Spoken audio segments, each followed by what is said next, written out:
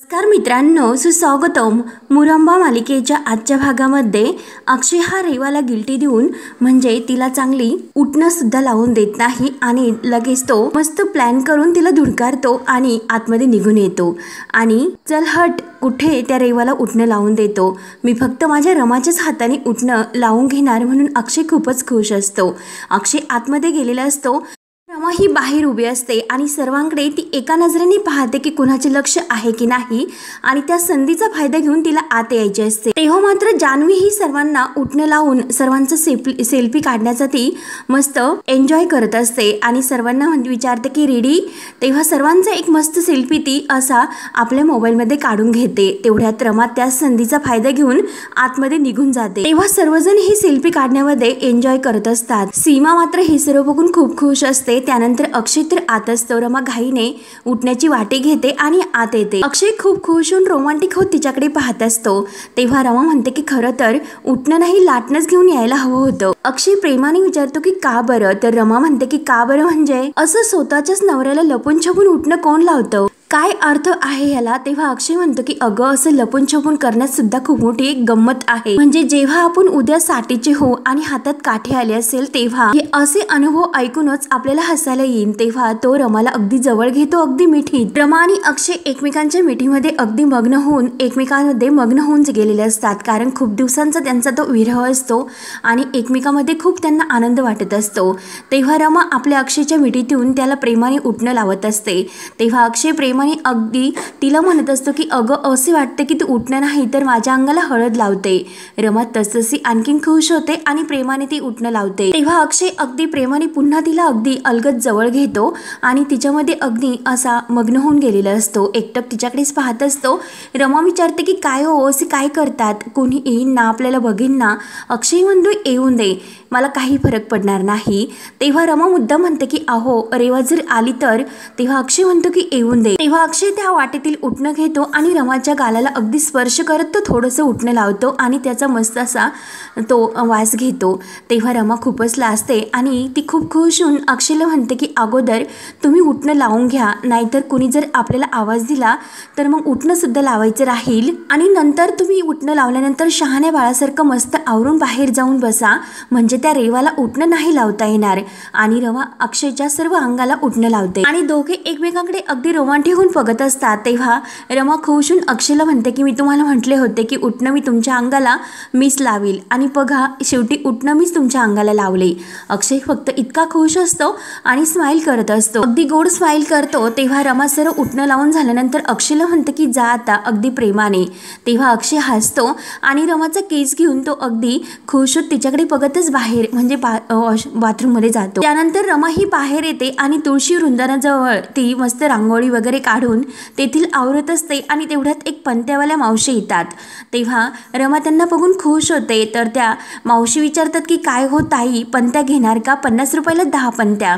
रमा तर खुश होऊन म्हणते की हो आणि त्यांना ते त्यांच्या डोक्यावरील जी पाटी असते ती खाली उतरण्यासाठी मदत करते. रमा तर ती खुश होऊन त्या पंत्या घेणार असते. तेवढ्यात रेवा तर ही तोऱ्यात बाहेर येते आणि त्या मावशीनं म्हणते की एक मिनिट तुम्हाला आतमध्ये येण्याची परवानगीच कोणी दिली असे विचारते. तेव्हा त्या मावशी म्हणतात की अगं बाई दिवाळी आहे आणि आमच्या पंत्या तुमच्या घरात लागून दे की, मग घे ना पंत्या, कशाला वाद घालतेस. तेव्हा रेवा म्हणते की हो का, ऑलरेडी आम्ही मॉलमधून शॉपिंग केलेली आहे आणि काही पंत्या तुम्हाला इथे लावलेल्या सुद्धा दिसतात, त्यामुळे ह्या पंत्या आम्हाला नको, या पंत्यांची गरज नाही. तर मावशी म्हणतात की अगं बाई तू असे करू नको, खूप कष्टाने मी ते पंत्या बनवल्यात, अगं पाहिजे तर तुला 4 पैसे कमी दे, परंतु काही ना काही तू नक्की विकत ह्या पंत्या घे. अगं स्वतःच्या हाताने त्या पंत्या मी बनवल्यात आणि सगळेजण त्या मशीनवर बनवलेल्या पंत्या जर घ्यायला लागलेत, आम्ही गरिबांनी कसे जगायचे, कसे आमचे पोट भरायचे.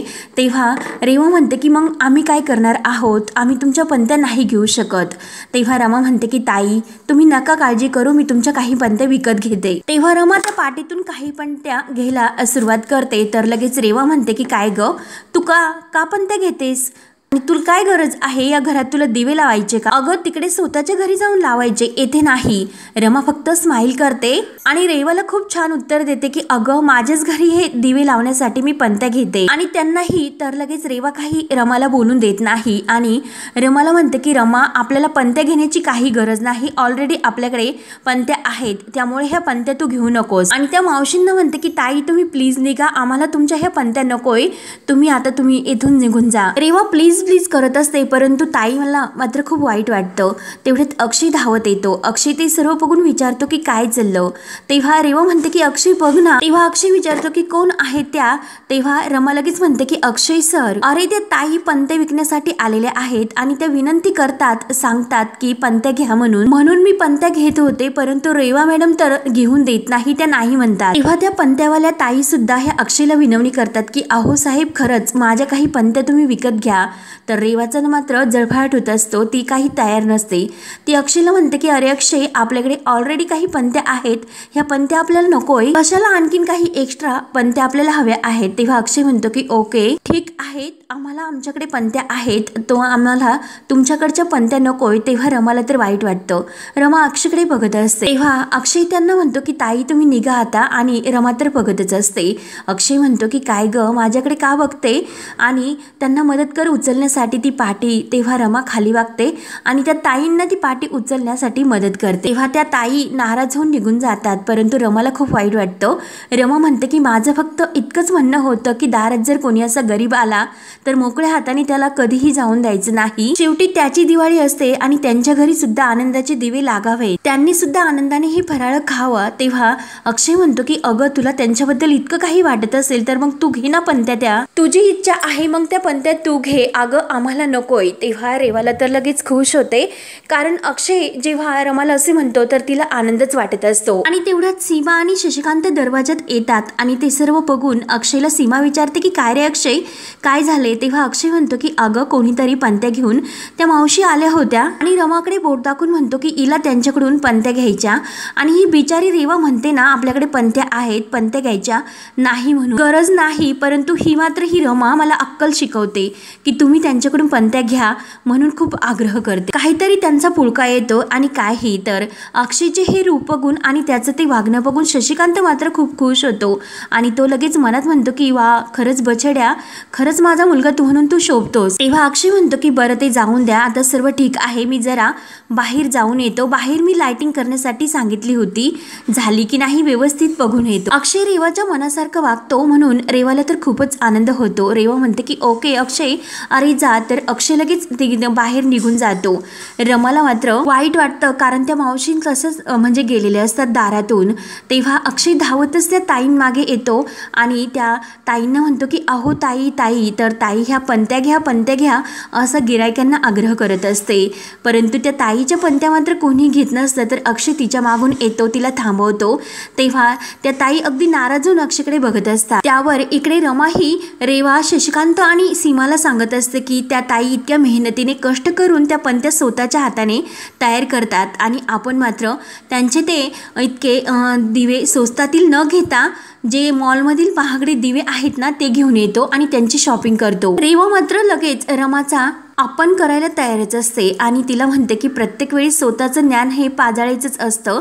माझं तर असं म्हणणं आहे, तुला दिवे जर लावायचे असेल तर हे दिवे तू तुझ्या घरी घेऊन जा, हे मुकादमांचं घर आहे. तेव्हा रमा म्हणते की रेवा तू येथे या घरात भेदभाव करू नको, अगं गरीब माणसे आहेत ती, आणि हे यंत्रातून काढलेले दिवे ना यंत्रासारखेच असतात, परंतु जेव्हा ही माणसं आपल्या हाताने हे दिवे तयार करत असतात तर त्यांच्यातील तो जीव, त्यांच्यातील ते प्रेम, त्यांच्यातील ते दिव्यांविषयी आपुलकी, होणारा आनंद, सर्व विचार त्या पंक्तीमध्ये उतारलेले असतात. प्रत्येक पंक्तीमध्ये वेगळे विचारांची असते, सुंदर असते. अगं तुला पंत्या घ्यायच्या नव्हत्या, ठीक आहे तू पंत्या घेऊ नकोस ना, पण तू त्यांचा अपमान का केलास. तेव्हा रेवा म्हणते की मी कोणाचा अपमान नाही केलेला, मला फक्त इतकंच म्हणायचं होतं की दारावर आलेल्या प्रत्येक माणसाकडून काही ना काही घ्यायचे असतेस का, बघतेस ना आपल्याकडे ऑलरेडी पंत्या आहेत, मग कशाला घ्यायच्या होत्या. रमाच्या जीवाची फक्त तनतन सुरू असते, तिला खूप वाईट वाटलेलं असतं.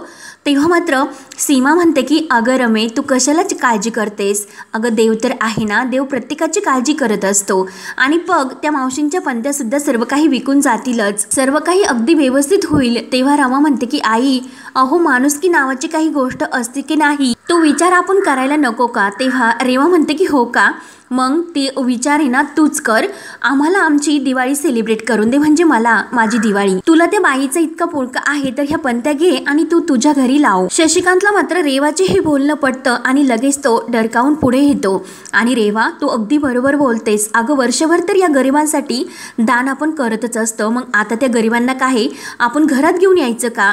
रेवा म्हणते की हो ना बाबा. तेव्हा सीमामध्ये बोलणार तो शशिकांत म्हणतो की तुला काही कळत नाही, तू ना जरा गप्पच बस, आता यापुढे या घरात फक्त रेवा जे म्हणेन तेच होईल. अगं आता पुढच्या पिढीच्या हातामध्ये हे सूत्र द्यायला तयारच राहा आणि द्यावेच लागतील. तेव्हा रेवा तर अगदी खुश होते आणि यापुढे पुढची जबाबदारी या घराची रेवा म्हणजे माझी लाडकी सून रेवा सांभाळणार, हो का नाही रेवा? रेवा तर खुश म्हणते की ऑफकोर्स फादर इन लॉ. आणि बाबा मी तुम्हाला काय म्हणते म्हणून लगेच शशिकांतला बोलण्यासाठी बाजूला घेऊन जाते. त्यानंतर इकडे अक्षय त्या पंत्यावाल्या मावशींजवळ येतो आणि विचारतो की ताई अहो तुमच्याकडे किती पंत्या आहेत? तेव्हा ताईंना वाईट वाटलेलं असतं, त्या रागवलेल्या असतात, म्हणतात की आता कशाला, मगाशी तर तुमच्या घरी आले होते पंत्या घ्या म्हणून आग्रह केला तर त्या पोरीनं मला हुसकावून लावलं. तेव्हा अक्षय म्हणतो की प्लीज माझं थोडंसं ऐकून घ्या, मी तिच्या वतीने तुम्हाला सॉरी म्हणतो आणि हे बघा तुमच्याकडे जेवढ्या पंत्या असतील त्या सर्व पंत्या मी विकत घेतो. तेव्हा त्या ताई म्हणतात की राहून द्या साहेब, हो तुम्ही तर पंत्या घेतान आणि फक्त त्या घरात नेऊन ठेवतान, त्यापेक्षा हे पंत्या मी तुम्हाला नाही देत. तेव्हा अक्षय म्हणतो की अहो असे काय करतात, मी घेतो ना पंत्या. तेव्हा त्या ताई म्हणतात की अहो साहेब आम्ही सुद्धा कष्ट करतो, मग आम्हाला असे नाही वाटत आणि जे लोक मनापासून ह्या पंत्या घेतील त्यांनाच ह्या पंत्या मी विकणार. इतक्या कष्टाने बनवलेल्या आम्ही ह्या पंत्या त्यांची दिवाळी साजरी व्हावी इतकंच आम्हाला वाटतं, म्हणून ह्या पंत्या आम्ही अगदी प्रेमाने विकतो आणि प्रेमानेच तयार करतो. आणि राहून द्या साहेब, फक्त उपकार करण्यापुरतं तुम्ही बोलू नका, त्यापेक्षा मी अजून 10-15 घरं फिरेल परंतु ह्या पंत्या मात्र मी तुम्हाला नाही देणार. तेव्हा अक्षय म्हणतो की बरं ऐकून घ्या, मग माझ्याकडे तुमच्याकडे एक आयडिया आहे. म्हणून तो लगेच एका दादांना फोन करतो आणि त्या पंत्यावाल्या ताईंच्या डोक्यावरील ती पाटी असते तर त्यांना खाली उतरण्यासाठी मदत करतो आणि येथे एका निवांत ठिकाणी बसा, मी थांबा तुमच्या सर्व पंत्या विकून देतो. कारण अक्षयने आनंदला फोन करून बोलवलेले असते. तेवढ्यात आनंद येतो आणि सर्व काही पंत्या ते एकदम मस्त खोक्यामध्ये पॅक करत असतात. तेव्हा त्या ताई विचारतात की अहो दादा ह्या खोक्यातील पंत्या कसे विकणार? तेव्हा आनंद म्हणतो की अहो ताई तुम्ही काळजी करू नका, कोणत्या काळात राहतात हो ताई तुम्ही, अहो हे प्रेझेंटेशनचं जग आहे तुम्हाला कळतं का? ताई विचारतात की काय हो नक्की काय बोलतात? तेव्हा आनंद म्हणतो की थांबा ताई मी तुम्हाला तुमच्याच भाषेत म्हणजे सांगतो की अहो ताई हे जग आहे ना ते जाहिरातींचं जग आहे. म्हणजे हेच बघा की तुम्ही दिवसभर उन्हातानात बसतात आणि जर एखादं गिराईक आलं तर तुमच्याकडे पंत्या त्यांनी मागितल्या तर तुम्ही असे कागदामध्ये गुंडाळता आणि तसेच पंत्या त्यांना देता आणि मग त्यातून तुम्हाला काय नफा मिळतो? 5-10 रुपये फक्त. पण शहरातील लोक ही शहाणी असतात तर ती कमी भावात तुमच्याकडून ती पंत्या विकत घेतात आणि तुमच्याकडून त्या ज्या काही पंत्या त्यांनी कमी भावात विकत घेतलेल्या असतात तर ते पण शहरातील लोक चाप्टर असतात आणि ते मस्त असे स्टॉल टाकतात आणि ह्या पंत्या अगदी शोभेच्या कागदामध्ये असते, मस्त बॉक्समध्ये ठेवतात आणि मस्त बॉक्स तयार करून ते विकतात. असे फॅन्सी बॉक्स ते पिशव्यामध्ये घालून ते बॉक्स 250-300 रुपयाला विकतो. हे तुम्हाला कळते का? आणि केवढा नफा मिळवतात हे तुम्हाला कळते का?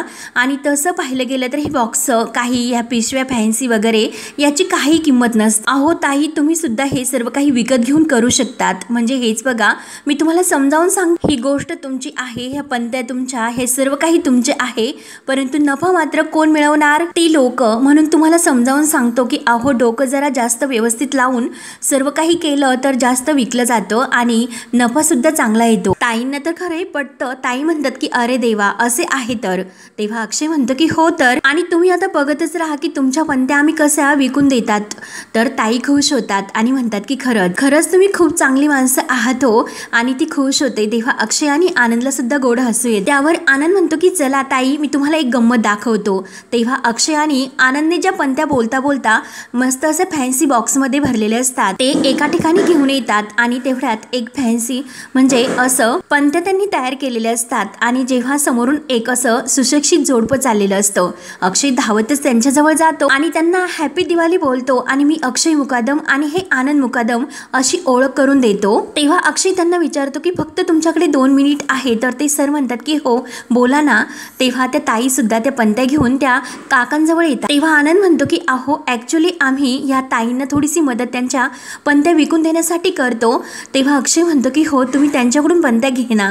तेव्हा त्या मॅडम म्हणतात आम्ही आत्ताच पंत्या काही खरेदी केलेले आहे। तेव्हा अक्षय म्हणतो की हो अहो तुम्ही घेतलेले तर छान असेल, पण मला काय वाटतं की तुम्ही ज्या पंत्या घेतलेल्या आहे ते एका वेगळ्या रूम मध्ये राहावा आणि ह्या ताईंकडून ज्या पंत्या घेतलेल्या आहेत त्या तुमच्या अंगणात लावा। त्यांच्याकडे सुद्धा पंत्यांचे खूप छान डिझाईन्स वेगवेगळे रंग आहेत, वेगवेगळ्या डिझाईन सुद्धा आहेत, त्या पंत्या तुम्ही वेगळीकडे लावा। तेव्हा त्या मॅडम म्हणतात की तुम्ही काय यांच्या पंत्या म्हणजे यांचं मार्केटिंग करतात की काय? अक्षयला हसू येतं। तेव्हा अक्षय म्हणतो की नाही हो थोडीशी मदत आम्ही फक्त त्यांना करतो कारण त्या बाई माणूस आहेत आणि आपला आनंद दिवाळी साजरी करण्याचा हक्क त्यांना सुद्धा आहे, फक्त थोडीशी मदत करतो। तेव्हा आनंद म्हणतो की हो आणि कसे आहे ह्या पंत्या पूर्णपणे मातीच्या बनलेल्या आहे। नॉर्मली ह्या पंत्या सिरॅमिक किंवा पीओपीच्या बनलेल्या असतात, परंतु ह्या पंत्या मात्र इको फ्रेंडली, त्यामुळे तुम्ही असं काहीतरी समजा की ह्या ताईंच्या पंत्या विकत घेऊन तुम्ही त्यांच्या मुलांच्या शिक्षणासाठी काहीतरी हातभार लावतात। तेव्हा अक्षय म्हणतो की म्हणजे असं बेसिकली अशा गरजू लोकांना आम्ही मदत करून असे सोशल पॉझिटिव्ह इम्पॅक्ट निर्माण करण्याचा प्रयत्न करतो। तेव्हा ते सर आणि मॅडम तर अक्षयचे ते बोलणे ऐकून खुश होतात आणि खरंच तुम्ही खूप इम्प्रेस असे बोलतात आणि त्या ताईंना विचारतात की ह्या पंत्यांची काय प्राइस आहे। तेव्हा अक्षय म्हणतो की अगदी असेच म्हणायचे, खरं सांगायचं तर